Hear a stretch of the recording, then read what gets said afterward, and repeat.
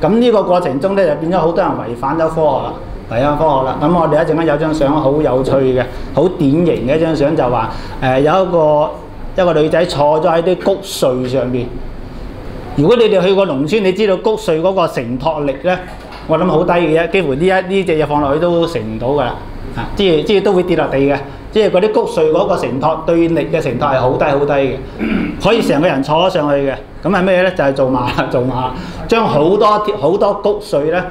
即係將好多畝田嘅谷穗集中晒喺一畝田或者係一堆位嗰度，咁然後就間唔將逼埋晒嗰啲都唔係種嗰啲，嗰啲係即係嗰啲禾稈草嘅，簡直就咁樣間唔坐嘅人上去做影相。咁我哋睇埋後邊張相啊，或者係公社張啊，但呢度就大躍進大家都知道啦，即係第三面紅旗就人民公社啦。咁呢度有公社化嗰個呢個即係左上角嗰個啦，公社化嗰個過程啦。咁就下邊嗰個就所謂大鑊飯啦，大家都聽得多啦，大鑊飯啦，呢度就個廚房喺度分飯啦。咁咧城市都搞過㗎，不過搞咗時間大概幾個月到就失敗啦，因為真係冇咁多飯俾你煲啊，冇咁多米俾你落鑊。咁真係唔收錢喎，真係可以唔收錢㗎。佢用街道叫做街道公社化嗰個城市公社化嗰個，即係用街道公社咁嘅方法去做。咁當然好快脆就失敗咗啦。咁我記得曾經有個即係網上嘅資料就話黃光美當時佢都話支持，佢話原因咧，佢當時以為咁樣可以解放到生產力，即係嗰啲婦女就唔使喺屋企煮飯啦，即係集體有人煮飯啊嘛，一齊煮咗飯，我開完工翻嚟咪大家有飯食啦，食完飯下晝又去開工咯咁樣，咁一種好集體主義，好理想，即係差唔多烏托邦式嘅一種社會主義思想啊。咁呢個咧就係大鑊飯嗰個概念。呢個就係所謂煉鋼爐啦，你未見過咁嘅煉鋼廠，全世界都係得呢一間煉鋼廠係咁嘅樣。呢一個都唔夠驚奇，下邊嗰個仲驚奇，下邊幾多個啊？我都數唔到幾多個，起碼30幾個高爐嚟嘅，煉鋼爐嚟㗎。如果咁多個煉鋼爐喺西方嗰啲工廠啊，我諗佢唔知要幾大人，半個城市都唔知有冇咁多個煉鋼爐係咪啊？咁細嘅啲煉鋼爐係啊，咁佢因為佢土法叫做土法煉鋼啊，土法煉鋼就其實煉出嚟基本上我諗99.9%都係廢品嚟嘅，即係能夠溶到啲鐵就已經算好㗎啦，溶得到變成一嚿鐵。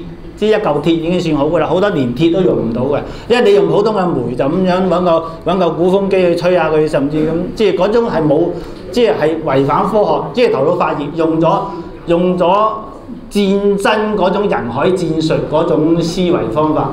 因為你知道中共班領導都係打仗出身㗎嘛，全部都打咗幾廿年仗係嘛，咁諗定人多好辦事，平平凡就你咁多，全國呢度係影出嚟，呢度有全國有幾多個高爐，真係我唔知有冇統計數字，如果統計出嚟，我諗即係唔過10萬都過萬㗎啦，起碼即係一個好大量。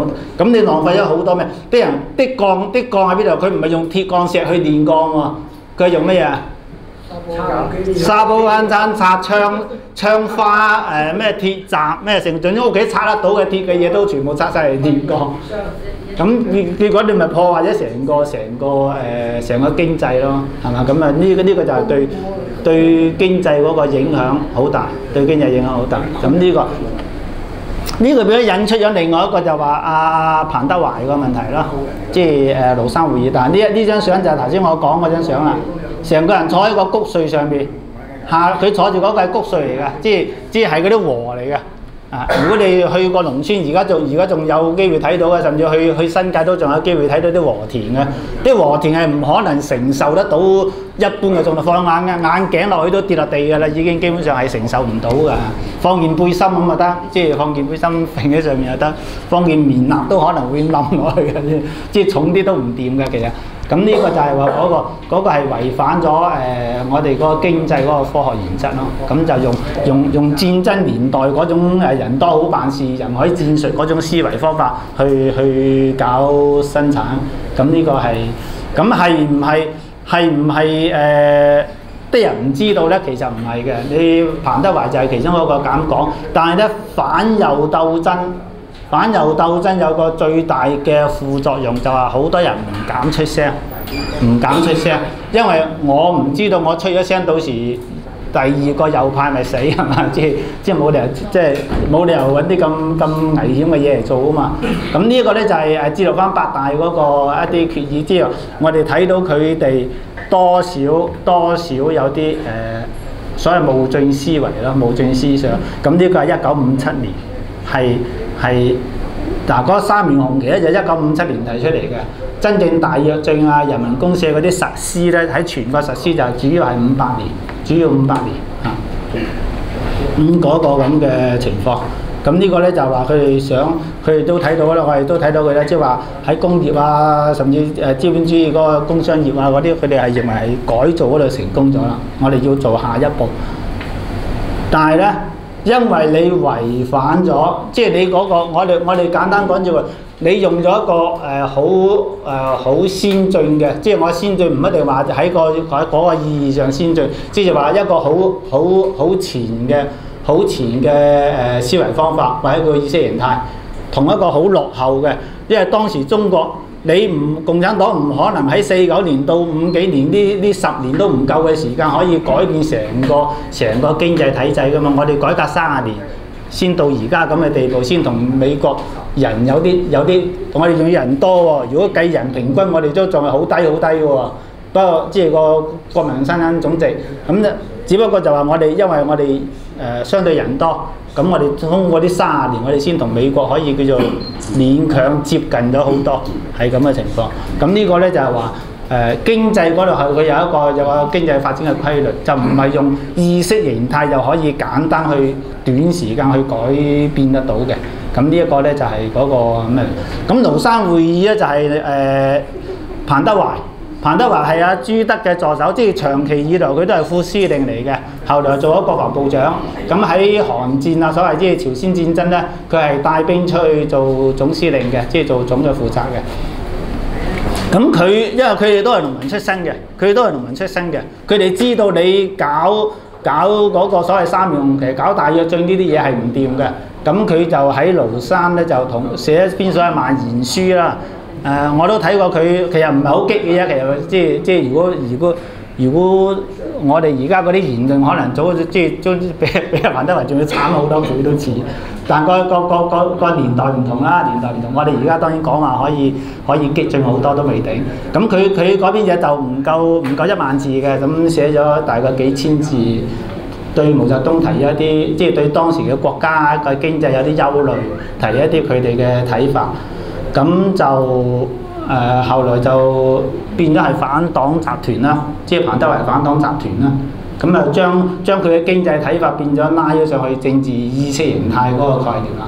咁呢個又係當然彭德懷事件咧，佢對嗰個所謂啲人噤聲嗰個作用都有，但又冇咁大，因為點解咧？彭德懷佢廬山會議係啲高級嘅黨嘅領導人開嘅，普通人係冇嘅，同反右唔同。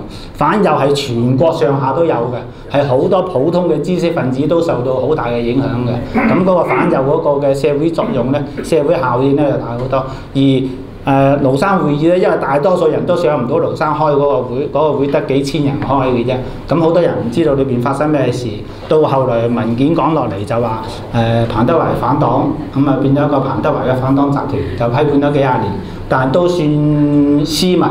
咁彭德懷就去咗一個水電站嗰度做個站長之類咁嘅嘢啦，咁都仲算斯文。但係咧文化大革命佢又走唔甩。文化大革命俾阿江青揾人捉咗翻去北京，就鬥到最後真係鬥死咗啦，當然佢後來都有病啦，咁嘅情況唔病都有病啦，係咪先？咁嘅情況。咁呢個咧就係當時影嘅一啲相啦。最後最死啦！我左右多分，最右邊呢一張咧就係啲人偷渡落嚟香港嘅相嚟嘅。游水都少啊！60幾年係啦，行山多過游水。佢唔同文革嗰一批就係游水嘅，但係呢一批就係啦，呢批係行山落嘅。就廣州嗰時出現一個所謂謠言咧，就叫做咩英女王特赦乜剩係圍東站喎，叫做即係尖沙咀火車站啊，留翻一座樓啦，即係鐘樓啦。咁廣州咧又有一座樓嘅，又係有個鐘樓嘅。咁嗰個係東站嚟嘅，唔係而家個火車站。而家火車站叫北站，東站喺白雲路嗰邊嘅。咁嗰度咧就好接近廖仲愷御賜嗰個位啊，即係廖承志老豆御賜嗰個位，個總工會個位，好近下嘅，好近下嘅。咁嗰度咧就係即係兩個終點站嚟嘅。咁當時有啲人傳言話開放邊境啊嘛，啲人咪俾你應份啊。係，唔係你講完先。係得。呢個跟你前職。好啊。咁咧叫點講啊？就好多人去圍咗東站好似唔知幾日之後，後來宣佈咗咩，就後來散咗嘅。你有補充啊？你講。有少少補充，因為唔好意思啊，你導師如果講下咧起碼講10零分鐘，咁問我哋有時我覺得淨係聽你講，咁有時我覺得因為你有時上網睇YouTube 咧，叫李奧啊，中國歷史啊，就近代史嚟講咧，就好多都係你而家都係擔到嗰啲片咧，都係好嘅方面同埋壞嘅方面。咁啊，因為我接觸嗰啲人咧，就係真正受難嗰班人，包括自己老豆老母，文化大革命啊，點維多利啊，點清算啊。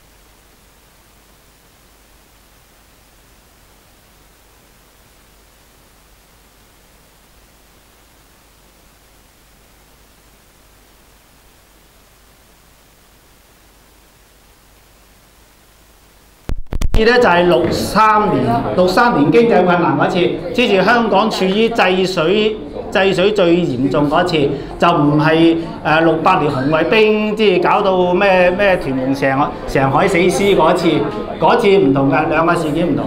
咁呢啲咧就行路落嚟，因為當時嗰個邊境仲係管制得好鬆散嘅，咁咧就仲落嚟。咁呢一個咧就係當時嘅相啦。咁呢個就話嗰個中國陷入咗3年嘅經濟困難。當時嘅宣傳就有啲賴咗蘇聯啦，因為喺所謂朝鮮戰爭嗰陣時咧，蘇聯俾咗部分嘅軍費，即係啲軍備。當時斯大林話佢俾嘅，咁後來話要攞翻錢，咁後來又有啲資料話其實都冇攞到，咁嗰啲就即係因人而異，即係睇資料啦。因為網上資料我哋只能夠咁樣擺出嚟，咁就唔理點樣就話後來我唔記得邊個講就係7分人禍3分天災。咁我認為呢個仲係合理嘅，即係人禍嘅嗰個比重係大過天災嘅。天災有嘅嗰時係制水，即係香港係制水，咁你農業啊仲慘，農業冇水啊仲慘嘅，你知道嘅呢啲係冇收成噶嘛。咁呢個咧就係嗰個3年經濟困難嘅成因，但係好大程度上講咧就係同嗰個公社化，即係大躍進嗰個冒進嗰個有關。另外咧，佢嗰個叫做有個叫做反門產嗰個概念係咩嘢咧？就係話，因為好多人好多啲所謂基層嘅幹部，佢哋想攞自己嘅公職，就虛報大咗自己嘅產，即係喺嗰個收成啊，報大咗個收成。即係頭先你見到咁密咁樣收成，咁嘅收成有咩害處咧？因為國家嘅公糧咧係用你收成攞比例嘅，你報大咗收成，你上繳嘅公糧唔係多咗，因為冇稅收噶嘛。嗰時中國係冇用稅收制，稅收制度改放開格之後先慢慢成翻出嚟，以前叫利潤上繳嘅啫。咁農村咧就唔係嘅，農村咧就係叫做公糧，即係俾國家嘅糧食，即係話你反正你收咗10擔就可能俾1擔咁嗰種啦，幾多比例我唔知啦，我冇查到。咁好啦，你報大咗嗰個數，你俾公糧個數咪大咗咯。咁到最後嗰啲農民咪真係食都冇得食啦。咁呢個就係話導致咗後來嗰個大規模嘅饑荒啊、餓死人啊咁嗰啲咁嘅現象啊。咁呢個係其中一個因素。當然經濟困難就即係話旱災啊咁嗰啲都係一個因素，但係人係好重要。好啦，出現咁嘅情況呢，咁中央就調整政策啦，毛澤東就退位。即係唔理事，但嗰個名就冇退嘅，個名就冇退，都依然係黨中央嘅主席。咁之後咧就由劉少奇啦、鄧小平啦、周恩來嗰啲做開國務院總理㗎啦，咁就繼續做翻佢哋有管理。咁佢哋咧就調整咗經濟政策，就向翻。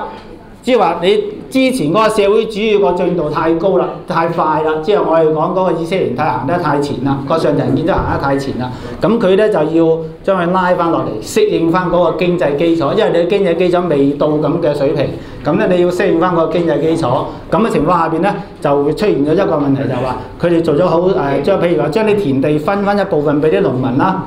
即係預留部分多咗啦，等等之類咁用咁嘅方法咧，就刺激咗農村嘅經濟。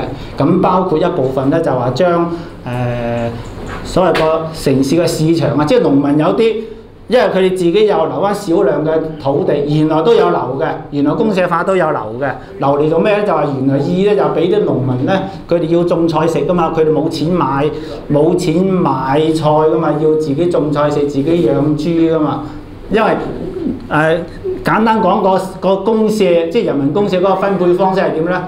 每個勞動力咧就評定一個工分，譬如你係值8分嘅，大隻啲有可能10分都未定，嗰啲老弱病殘啲可能5分，咁幾個工分，你每一日咧就俾咁多個工分你啦。咁之後咧秋後算帳啦，咩叫秋後算帳？到秋天咧將嗰啲農作物收翻嚟之後咧就算帳啦，就計數啦。計數之後咪打咯，你成條村，即係成條村佢叫做生產隊，成條村你總分數係5萬分嘅，咁一共有10萬斤糧食，咪1分咪有2斤糧食咯，咁梗係冇咁多啦，1分咁，即係個就係按照個之前你勞動嗰個付出嗰個分數，咁嚟分翻嗰啲糧食，即係嗰啲農產品，係用咁嘅方法，咁1年1次嘅啫，即係。1年1次，咁你平時點辦咧？平時咪靠農民，佢又俾翻叫做自留地，俾翻農民有少量嘅地留喺度，留翻俾佢哋自己攞嚟做一啲日常生活嘅必須嘅。咁呢個咧就以前係唔俾賣嘅，自留地只能夠你自己種嚟自己食嘅啫。咁後來咧就話喺經濟困難嗰陣時咧，就允許佢哋攞出嚟城市賣嘅。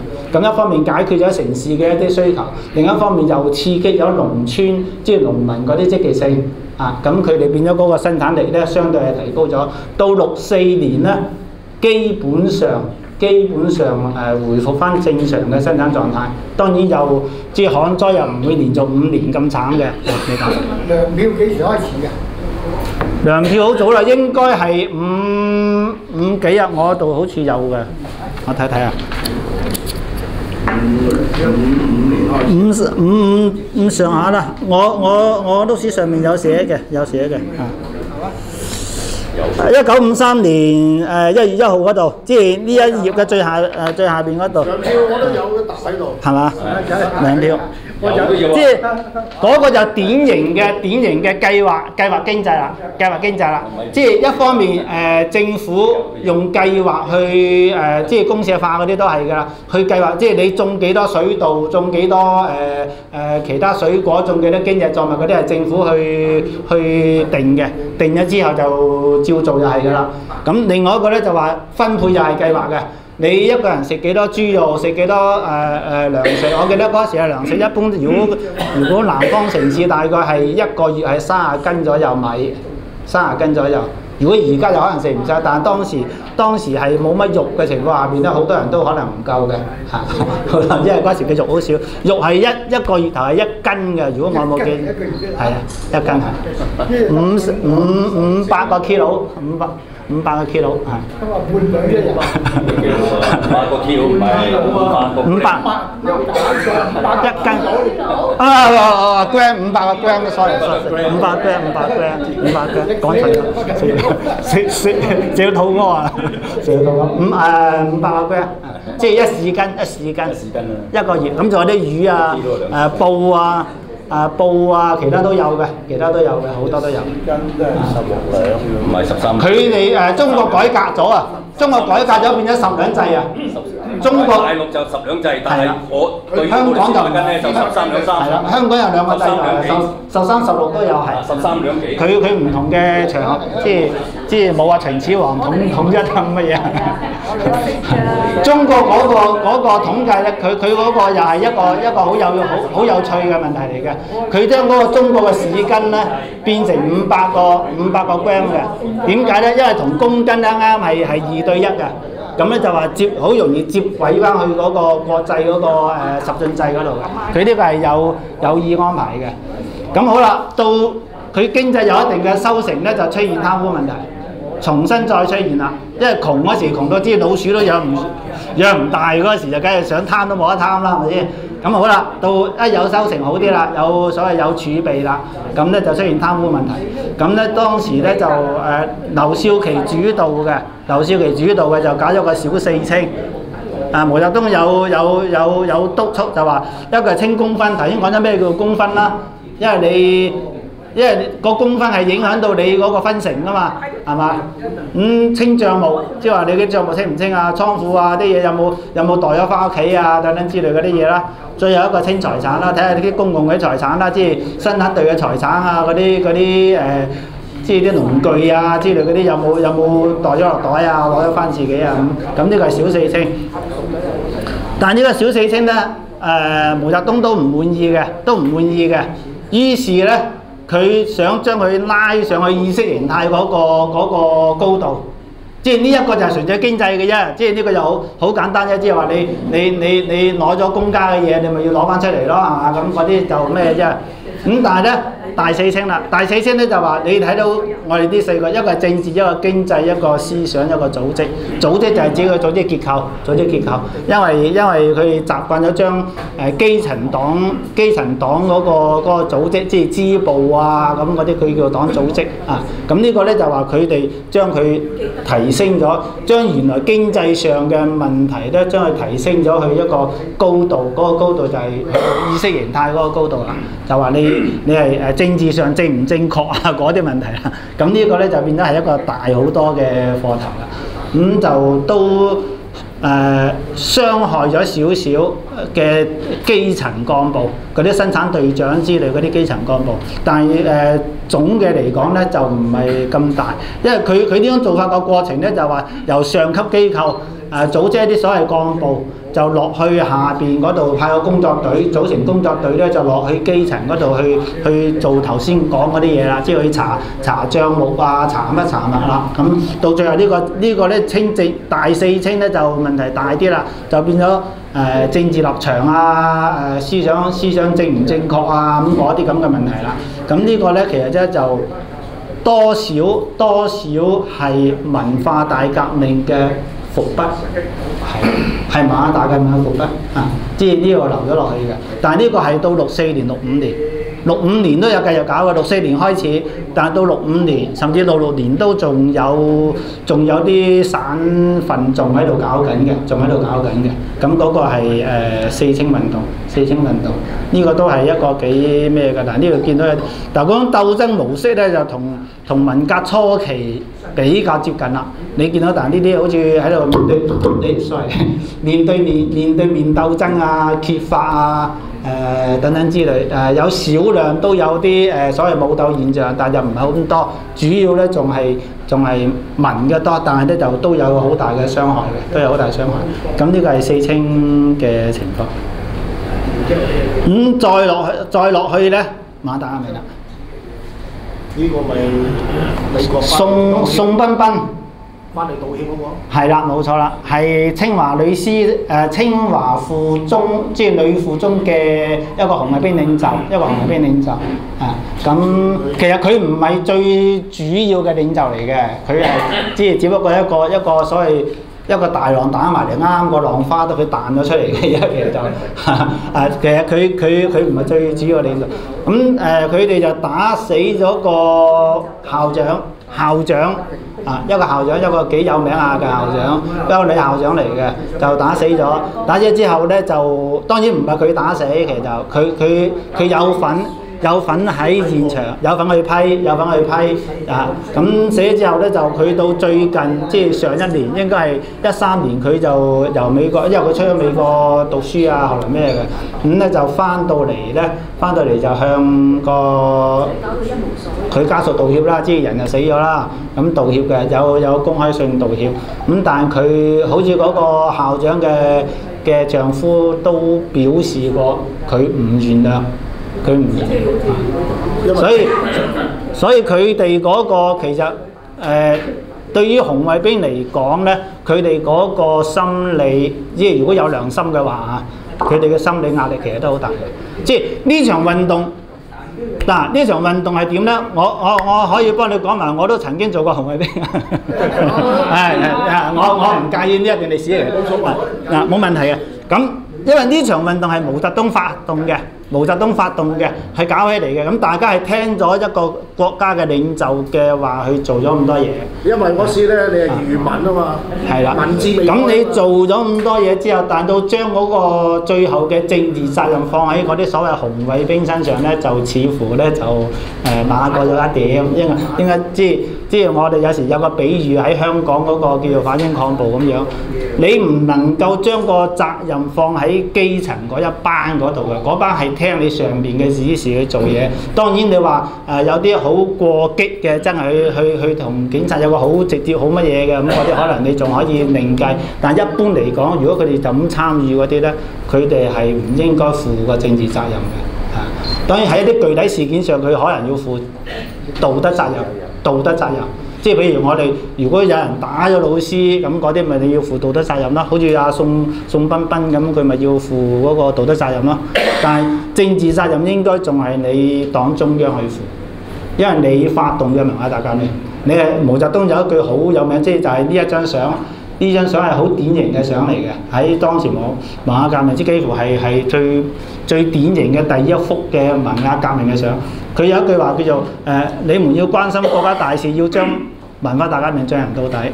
咁全國人咪要跟住呢一個咁嘅指令去做啦，係咪？你話愚民政策又好，你話佢洗腦又好，乜都好，反正係啦，嗰個年代就係咁嘅樣。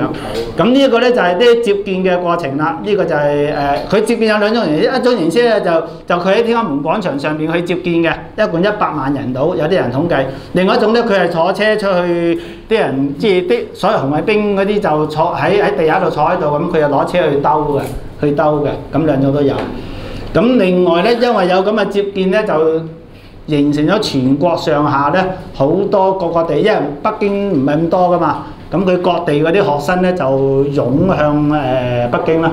咁呢最下邊最右下角嗰個咧就係佢哋坐車叫做大串聯，當時有個術語叫大串聯，就話佢哋坐車有行路啊！最早係天津嘅，我記得天津有10幾個紅衛兵就話我哋都要去北京咩嘅，即係參加呢個所謂毛澤東接見啦，梗係想見下聖上啦，梗係咪先？